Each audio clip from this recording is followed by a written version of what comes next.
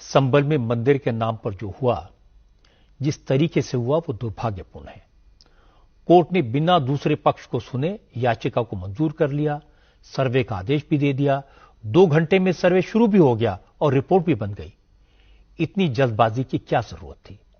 इससे अविश्वास पैदा होता है।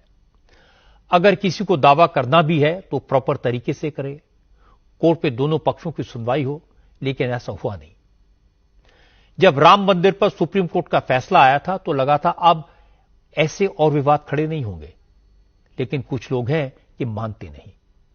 इसीलिए मैंने आपको मोहन भागवत का वो पुराना बयान सुनवाया जिसमें वो कह रहे हैं कि हर मस्जिद के नीचे शिवलिंग खोजना ठीक नहीं है।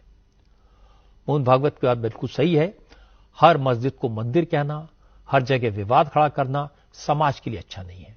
अस्सलाम वालेकुम सामीन, 22 जुमादुल ऊला की तारीख शुरू हो चुकी है। 24 नवंबर है। खबर के 2 उन्वान हैं। नंबर 1, संभल में हालात कशीदा के चलते इंटरनेट बंद।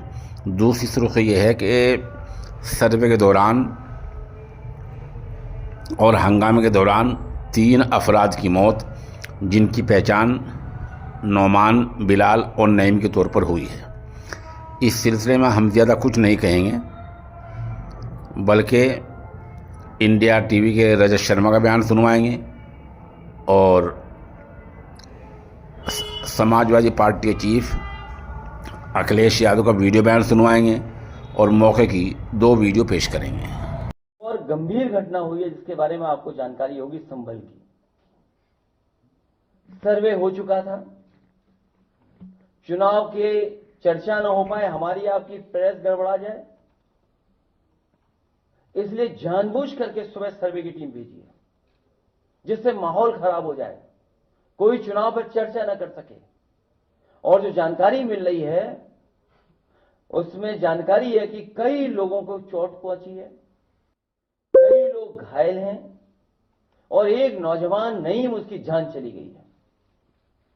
आखिरकार जब सर्वे हो चुका था मस्जिद का, तो दोबारा सर्वे क्यों करा ये सरकार, और वो भी सुबह और बिना तैयारी के। कानूनी और कोर्ट के जो प्रोसीजर, उसमें मैं नहीं जाना चाहता हूं कि दूसरे पक्ष की सुनवाई ही नहीं है, कोई सुनने वाला नहीं दूसरे पक्ष को। और ये जानबूझ के इसलिए किया है कि आज किस बात पे चर्चा हो, किस इमोशन पे चर्चा हो, ये जानबूझ करके सरकार ने कराया है। ये जो संभल में हुआ है